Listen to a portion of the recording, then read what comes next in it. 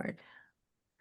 Jai Baba friends, welcome to our program on Meheru, Irani, Mehera's niece. She was born October 7th, 2nd. We're celebrating a little early.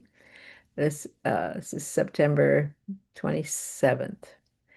Um, Karen, as usual, Karen will read her biography that she's put together on Meheru.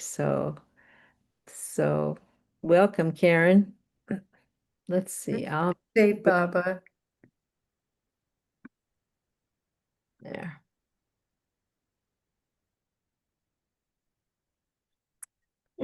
Shall I begin? Yes, oh yes, please. Okay. All right. So I'm going to just start off with a quote that was written by the Sharia Foundation about Meheru.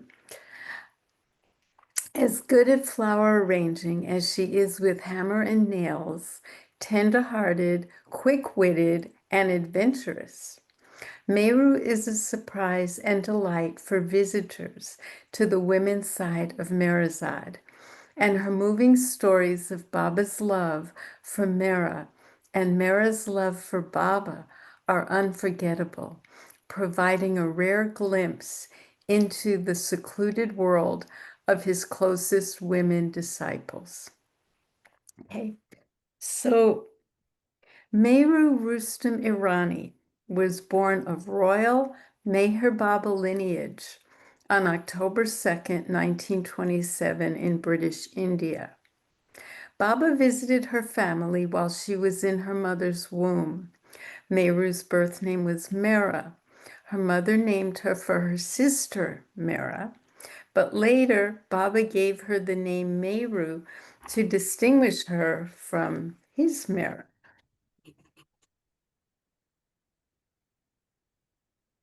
Just do something. Okay. Okay, so I'm going to divide this up into her because her family is so connected to Baba. So I'm going to start with her immediate family. Her father was Rustom Kaikhushru Irani, who was Adi's older brother. Her mother was Freiny Jehanjir Irani, who was Mehera's sister. Rustom and Freiny were engaged by Baba's instruction at Manzil Imam in Bombay in 1922.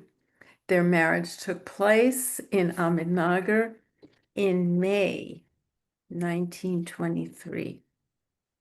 Meheru's siblings were Merwan, who is called Mehloo, Falu, her sister Naggu, Beheram, and Jangoo. So it's a big family.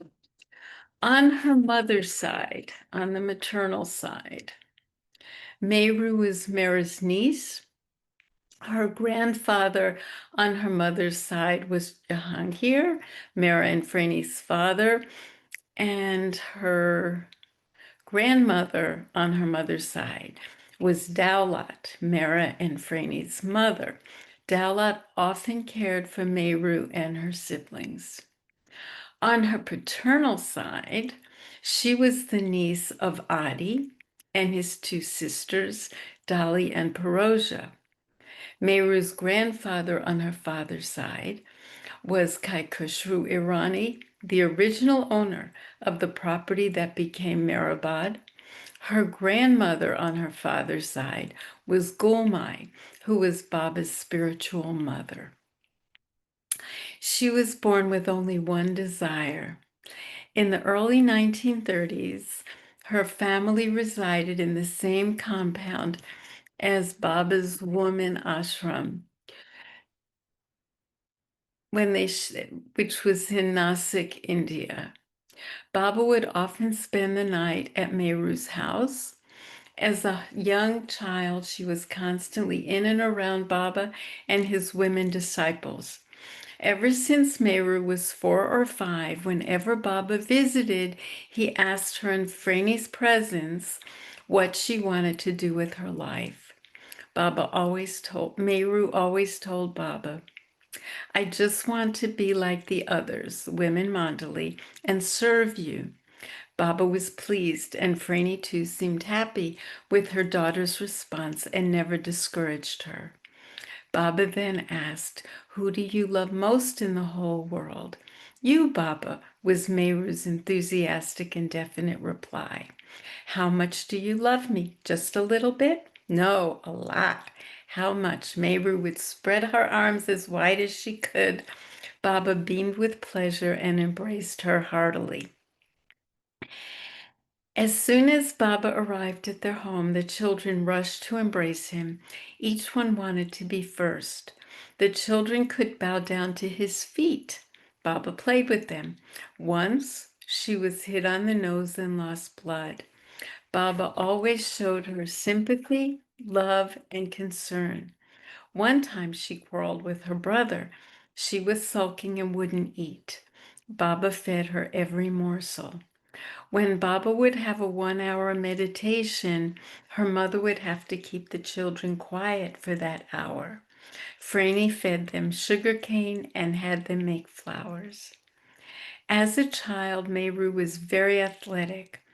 During school holidays, her family would stay at Kushru quarters in Ahmednagar. Many relatives joined them there. They would visit Pimple Gown Lake for swimming and have picnics at Happy Valley, both of which were near what later became Meherazad. Baba was especially fond of Rustom and Frainy's children. He went to Nasik with Adi one year to enroll the children in school. He would often go to Nasik to ensure that the children were cared for and to see to their welfare. He would return to Meherabad the same day. In Nasik, in December 1936, many Westerners arrived, including Norina, Nani and Rano, Jean Adriel, Kitty, and Ruano Bogoslav. Meheru and her family enjoyed the Western women. Two of Baba's birthday celebrations. In 1937, Baba's birthday was celebrated in Nasik. Grain bundles were made to be distributed to the poor. Meheru remembered a trained monkey that embraced Baba. The next year, in 1938, Baba's birthday was celebrated for the first time on a grand scale. 1 week beforehand, Meheru's mother was called to help with all the arrangements. Meheru was determined to join them. She chased the car as her mother left. When her mother arrived, Baba asked, "Why didn't you bring Meheru?" Meheru had a very pretty dress, especially sewn for Baba's birthday. At the celebration, she proudly showed the dress to Baba. Meheru joins the women's ashram. She was 15. So this tells a little bit about the trip to Rishikesh. In 1938, Meheru and her sister Naggu were called from boarding school to spend all their school holidays with Baba. Meheru joined the Blue Bus tours during her school vacations. On May 25, 1942, Baba and the women left Dehradun to spend a month in Rishikesh. Once Baba permitted Meheru to swim. He told Sarwar, Baidul's wife, to go with her, but Sarwar couldn't swim. Soon, Baba told the group something was wrong. He asked Kitty or Rano to see if they were all right. Meheru had been caught in a whirlpool and would have drowned had not Kitty or Rano pulled her out. When the school holidays were over, they left Rishikesh to return to school. In 1942, Meheru and Naggu came to Lonavala and Meherabad for their Christmas holidays. Meheru is now 15. Naggu went back to school, but Meheru did not. Meheru came to stay with Baba permanently. She completed an English course with Kitty Davies' help for her senior Cambridge examination. This was the time when Baba changed her name to Meheru to distinguish her from his Mehera, her aunt. When the Jesuwala family, except for Erich, left the ashram in January 1943 to move to Pindra House in Pune, Meheru asked if she could take over washing Baba's clothes, which he permitted. Meheru became Mehera's helpmate in caring for Baba through the years. One day in 1943, when Meramani and Meheru were at Meherabad, the East Room, Baba told them there is a very nice place near a lake, and there's a nice house there. You will like it very much.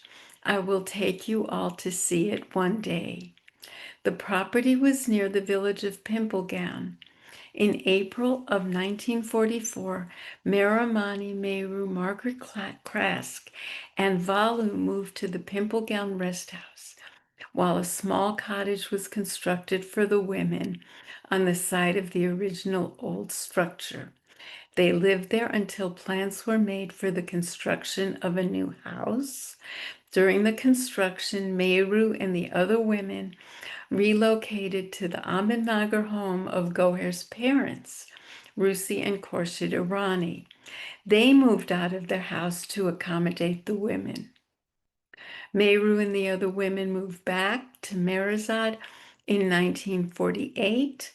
She spent the rest of her life at Meherazad, living there, with the exception of travels with Baba and the women Mandali. The new life. In 1949, Meheru was one of only 4 women to accompany Baba on the new life. Meheru was sure she would be going on the new life. Mehera was sure. Mani too felt she would be taken, but Meheru and Goher had no such confidence. Meheru remembered how she found out she would be going. Each one came up and gave their answer to Baba. I looked into his eyes and said, yes. I agreed to whatever Baba said and didn't think about what would happen. Baba didn't tell me privately that I would be going. I first heard of it when Baba announced it at the meeting when we were all together. I felt happy, but naturally, we all reflected the seriousness of the moment.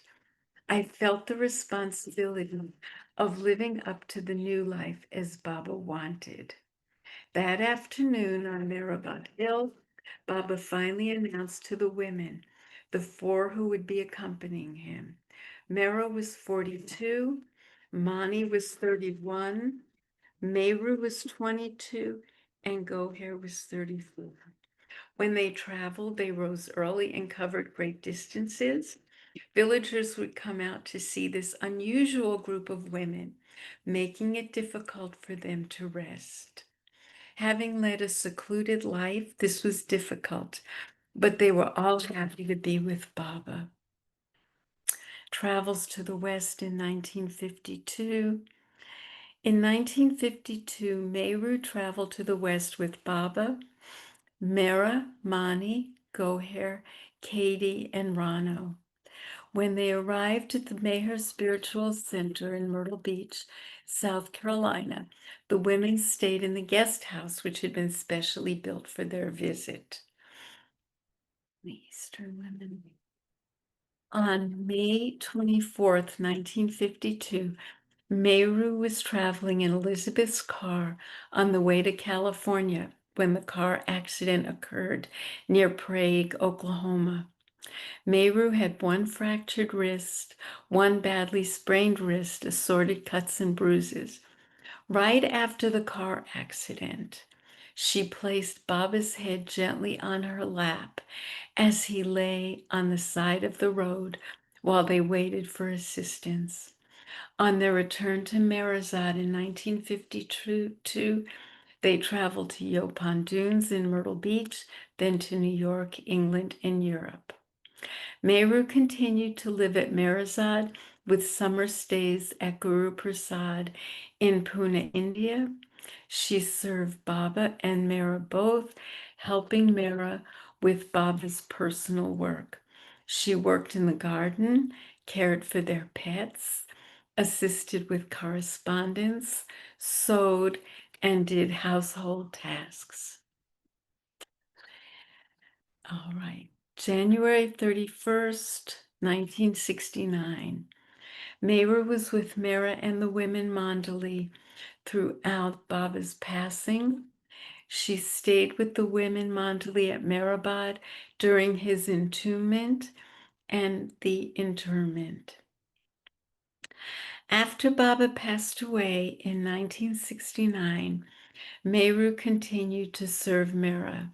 She would join the women Mandali when they visited Meher Baba's Samadhi at Meherabad, bringing baskets of flowers and garlands. She served Mehera until Mehera's passing in 1989. Meheru would be on the Meherazad veranda sharing stories of her life with Baba. She co-authored Tales from the New Life, narrated by her, Erich, Mehera, and Mani. She also wrote nursery rhymes in Meher's time. Her book included 16 nursery rhymes focused on Baba. The book is delightful and entertaining. Meheru visited Australia as the guest of the anniversary of Baba's visit to Avatar's abode in Queensland. In 1993, she visited America and Europe. She was the guest at the LA Sahavas. And throughout her visit, she gave talks and shared stories of her life with Baba and the women Mandali. From the United States, yeah, she went to Meherabad. Another really great thing she did at Meherazad was that she became the head of the Trust's archives activities. She organized and maintained the archives there. Meheru was the last remaining woman Mandali member and the last remaining member of the New Life. She suffered a stroke and passed away on April 21st, 2012 at Meherazad. She was cremated and her ashes were interred at Upper Meherabad. Her tomb shrine is to the right of Mani's tomb shrine, which is to the right of Meher Baba's Samadhi, between Dr. Goher and Katie. And here's something that Meheru wrote. As I look back on my life, I wish to say that beloved Meher Baba has always been there, the leading light that guided me. So compassionately and lovingly, he allowed me to be in his wondrous company and closely associated with his two closest women Mandali, his beloved Mehera and his sister Mani. What an honor and joy it was. Oh, yeah. What greater Hey, gift Betty. If Oh, look who's oh, here. oh. Oh, there. We're at the 10th, yeah. given to me Sorry in my... about that, Karen. I'm No, sorry. no, stay. I'm almost finished. I have like less than a sentence. He always has of staying with them and serving him. Jai Baba. Come back. Very close to finish. Just that last tiny little bit again, Karen. Sure. This is amazing. I'm not sure where a lot of these things I don't know exactly. I'm working to find out where they are. But what an do you want me to read the whole little thing or just the ending sentence? Sure, that would be nice. Yeah. As I look back on my life, I wish to say that beloved Meher Baba has always been there, the leading light that guided me.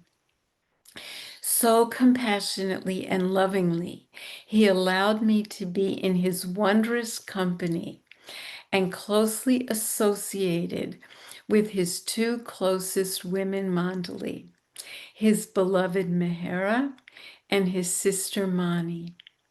What an honor and joy it was. What greater gift could he have given me in life than he already has of staying with him and serving him? Thanks. Oh, thank you, Karen. We just, It was wonderful. First, I everything was wonderful that you said, Karen, but for some reason, what really sticks out for me is that her grandmother was Gulmai. I mean, such for Gulmai to be grandma. Oh my goodness. what a legacy. Yeah. Mhm. Mhm. Yep. Well, thank you so much. Always thank you. Pleasure. A pleasure. And now we're going to see uh, a film of Meheru mostly talking about, it was on her US tour, and was at LA Sahabas. And she mostly talks about the Blue Bus tours, and it's funny. I think you'll enjoy it. This is from the gallery at the Meher Center. Okay. And let's see, for those of you who are watching this later, not today, we're not going to copy it. I don't have permission to copy it, but we will leave the link for this film in our calendar for today's date. So yeah, it's accessible at the Meher Center Gallery, Mandali Videos, Meru. So, okay, I'm going to pause this right now. Okay, and we will now see the movie. Anybody here who had any time with Meru or remembers a story with Meru that they'd want to share? Oh boy. Right away, Diana. I just remember that I was at that Sahabas, and you must have been too, Betty. And I'm wondering if Karen was also there. Um, Something that struck me as she was talking, this was about, did you say 92 that she was? I think you mentioned it was 92, or that Karen mentioned it was 92. And this was not that long after Mara had passed. It was And 93. 93. Okay, thanks, Judy. But still, it wasn't that much time after that Mara had passed. And I just felt this kind of heaviness and seriousness in Meheru of, like just, still feeling that loss so deeply because, grief just is very slow in resolving into something else. And so I was remembering that because this was a beautiful, beautiful talk, just really radiant in some ways. But I also remember at that same time, she gave a talk about Mara, and it was like a five hanky talk. I'm not kidding. I was passing out Kleenex like this. It was, and it must be recorded someplace. But Hmm. this talk I felt had um, some of that feeling of her missing Mara Oh. impression, but I felt it today. Mhm.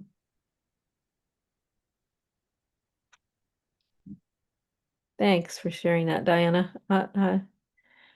Hmm. I was I guess I was enjoying her laughing at the various little she had such a sense of humor. How about you, Judy? Do you have any remembrances of Meru? I know you spent some time with her. Uh, I'm very blessed to have spent a great deal of time over the years with Meheru. And um, Diana, you're so right that Meheru missed Mehera so much. Not just 3 or 4 years after she had passed, but as some of you know, but probably not all, I had the great good fortune to live and attempt to serve over at Meherabad for many years. And I don't know what year it was. It was probably in the 2000s, the first decade there, that I was over on Mara's. There was just Meheru and me on Mara's porch, and Meheru looked at me and said, "Judy, tell me about Mara." And it's like, hey, you served her your whole life. You went on the new life with Baba, with Mara. I mean, her whole job, as long as Mara was alive, was to be, be there and assist in any way possible and make her happy. And but she was missing. She was missing Mara that day, and as like as the human being, the loving human being that she was. I have so many. I don't, and I'm not particularly. This isn't one of my better days for sharpness. But there were so many, as with each of the women, Mandali, and the men, so many different aspects to their personalities, which she could be fun, and it well, I'm going to give a background about her coming to the 93 Sahabas, and that is that in 1991 I was that was the first year that I was a would-be resident at Meherabad, and someone came up to me that I didn't actually know, and he asked me, "Can I speak with you privately?" And I said, "Sure." And we were at Meherazad, and he said, "My name's John Stout. I'm the president of the LA group." And so this is 91, and we are, our Sahavas committee has decided that we want to invite Meheru to be our guest speaker at the 93 Sahavas. But we think that she would be more likely to say yes if she gets an invitation from another Baba group on the West Coast. And I lived in Seattle, and someone had told him, that, hey, Judy's from Seattle. And so he said to me,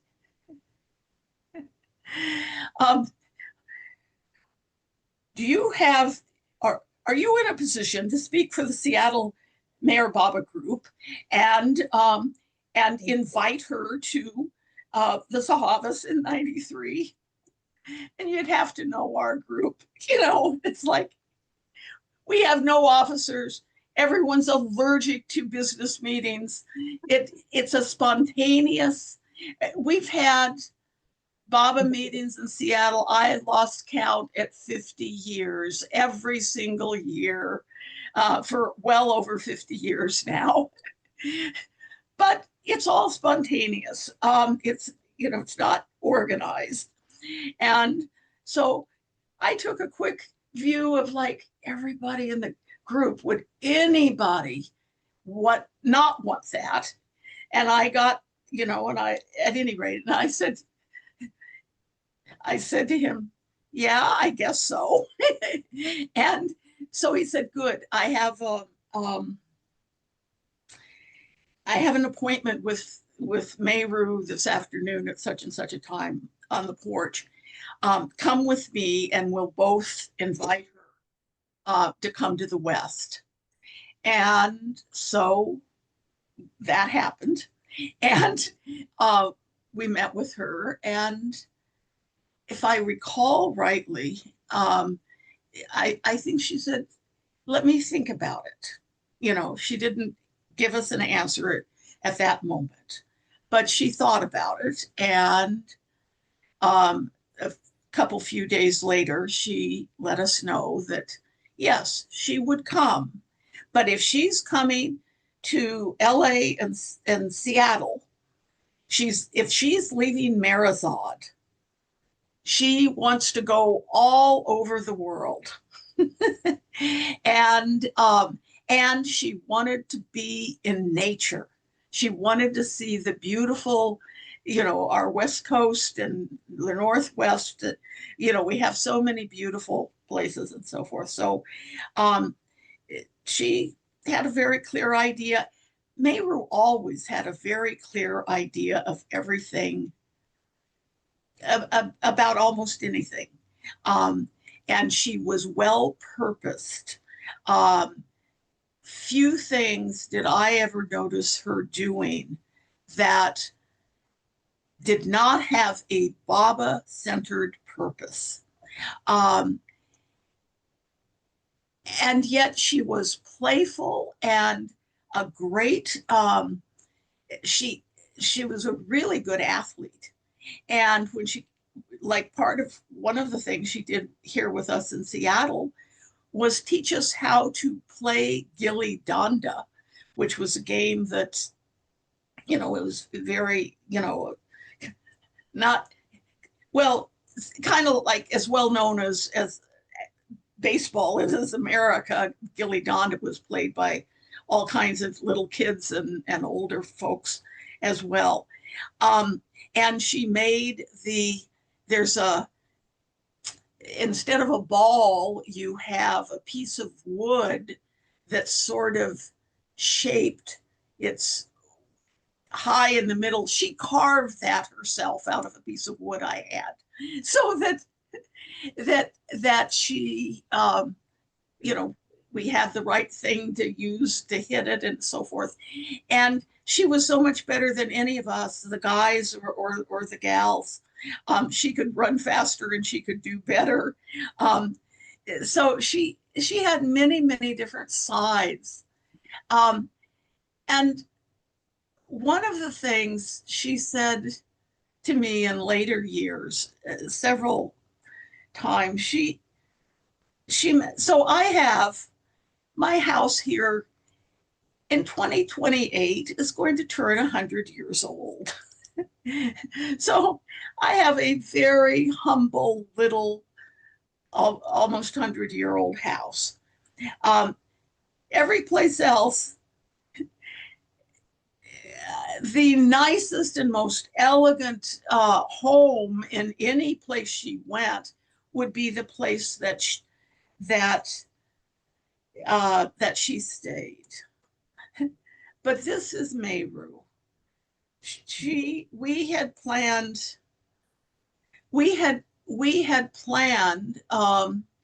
She really wanted nature, and so our plan was to all of us camp out on the Puget Sound on Camano Island, and Meheru would stay in the one Baba lover's house who lived on Camano Island, and all of us would be at these group camps that we had reserved for the Sahavas. Baba's plan was that we had monsoon rains the week she was here, which was July of 93, was statistically the driest week of the year in the Seattle area. We got cats and dogs. We got monsoon rains. Meheru never saw Mount Rainier, our beautiful mountain. It was cloudy every day or pouring rain. We had to totally change everything that we had planned for the Sahavas, and it was moved back up. It's almost 2 hours north where we were going to camp out. And Meheru came to me and said, Judy, can I stay in your house?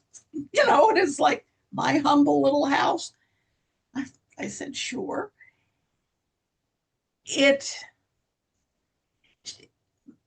In years later, as I started to say, she would tell me, Judy,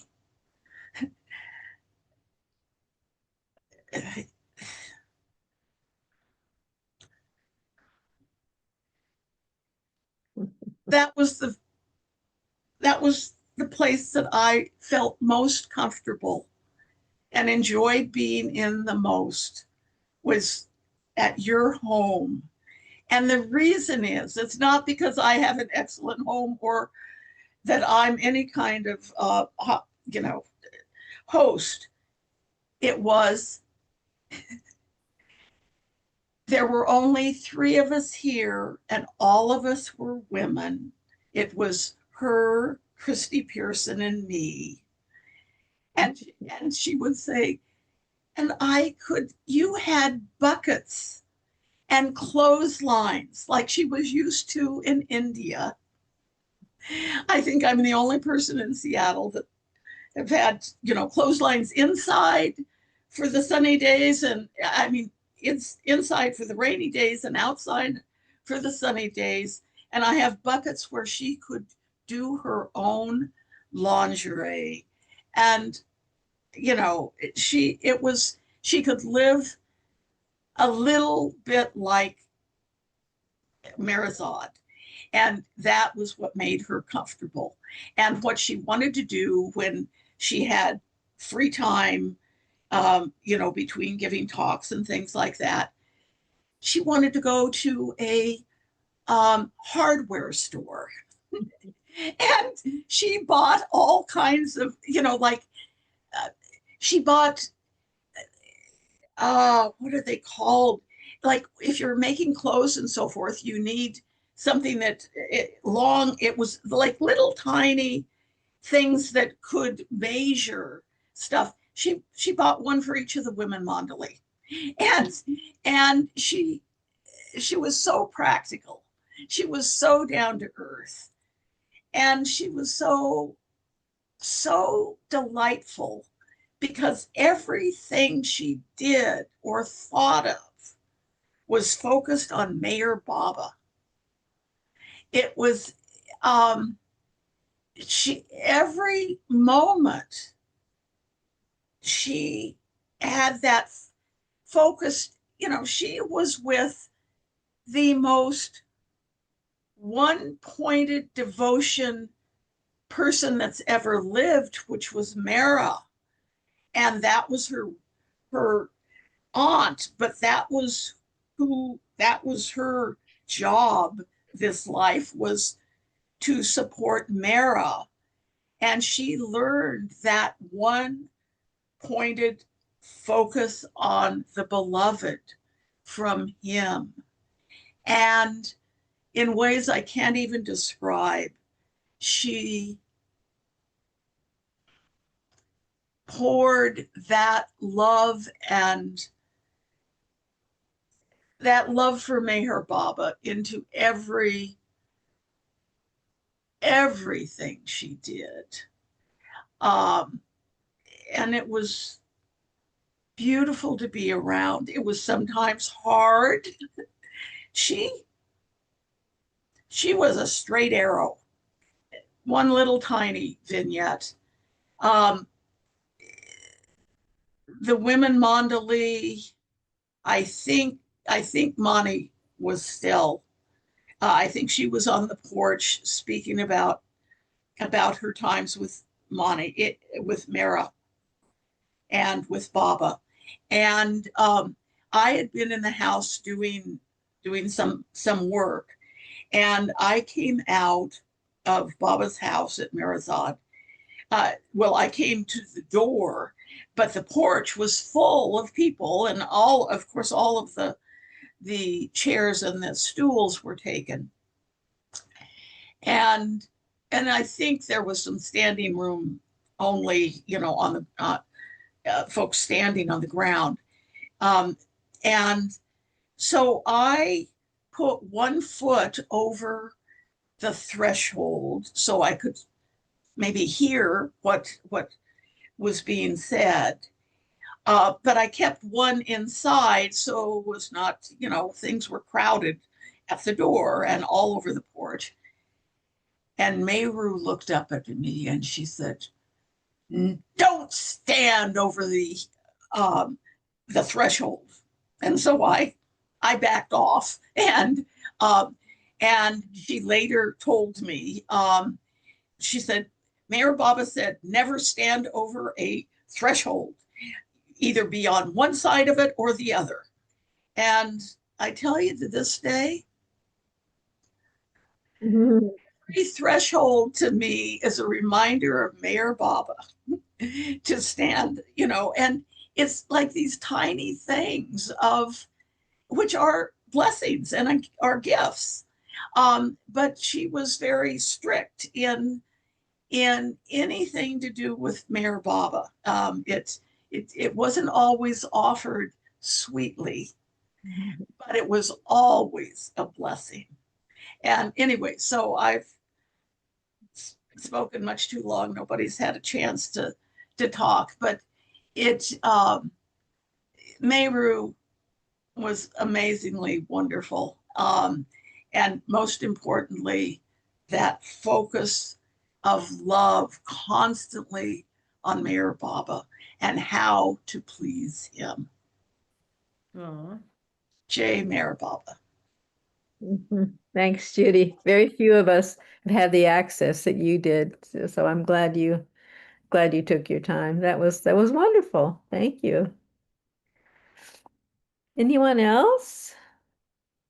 Deborah, I thought I saw your hand up. I did. I just was really touched. Thank you, Betty. And thank you so much, Judy. I was really touched by what she said about hospitality in that video. And I wasn't sure if anyone else caught what the gist of that story was. About the family, they had just lost their child. And she went into the other room to weep. And the man had no idea that they had just lost one of their children. So I don't know if anyone else remembered that part of her story. Okay. It just struck me as how profoundly very touched by that. If it's the story that I think it was, that even to pause for grief, that hospitality was more important than to take the time to grieve. That was what I got from that story, and it really touched me. So thank you so much for showing that video, that precious video, Betty. And It's available on the gallery Story. anytime. Judy, I have to, we came up to Oregon for the Oregon Sahabas when Meru was there on that circuit. And oh,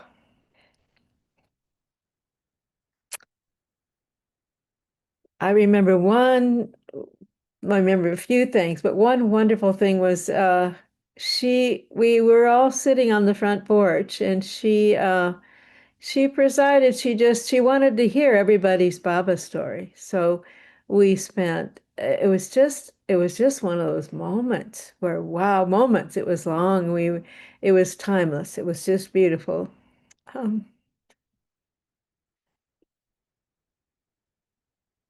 With her, indescribable, I guess you'd say.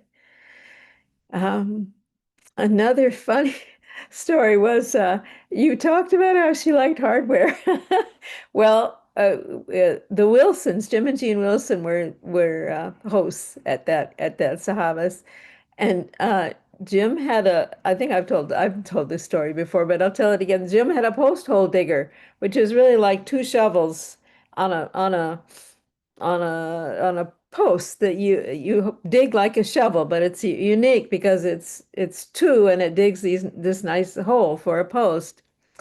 And she was taken with that post hole digger. She thought it was so. It's just as this is the engineer side of Meru. But she's, it was far too big to travel with. So Jim, I think it might have been even that next summer or soon after that, he went over to India to work on the Samadhi. There was some repair work happening with he and Charlie Morton. And so he brought just the two shovels of this post hole digger over to India for Meheru. And he was in the PC. He was in the PC, which was where folks stayed and slept before the NPR was built. Uh, and the posthole digger was on the floor there, and he woke up and there was a snake coming into his room. He said he thought it was a crate. It was small. Those are dangerous snakes. So he took that posthole digger and killed it. So that was the posthole digger story. um, Oh, there was another time with Meru. You probably were there, Judy. She wanted to go to there was a beautiful Catholic abbey nearby, Mount Angel Abbey it was called, and she wanted to go to Vespers. At So we piled into a few cars and drove to the abbey and sat through the Vespers service and. So afterwards, somebody asked Mera, what did you think? How did you like it? She said, well, it was a little dry. She who had been with the Lord himself. That was, it was beautiful. I mean, Oregon is beautiful and the place was beautiful, but that was her comment. And there's another story about toward the end of her life. She she became very close to this dog named Roly, as in Roly Poly. He and she was she they just had a real bond, these two. And she would she would cover him at night to make sure he was warm. I think she used an old skirt of hers she loved Roly. And one time when Rolly was barking and barking and barking and so the women who were tending her, probably maybe Shelley and Casey, had ran to see what was the problem. She was sitting. She had had a stroke. She was sitting up on the floor, but had a stroke, and so he knew. He was the one who alerted everybody. I've written up that story. I think it was in maybe the lamppost but so I'm remembering it. And I believe he too stopped eating and died soon after that, after she was gone. So yeah, well, that was Meheru. What uh, so practical, yeah, so direct. And Meheru was the last woman standing, Ah, the last of the women Mandali when she passed in 2012. That era, that precious era, was over. Merwan Jesawala was still with us till 2016, and he was the last man standing among the Mandali. But it was Meheru, who was the youngest of the Mandali in her years, had that blessed place to be the last woman standing that could tell us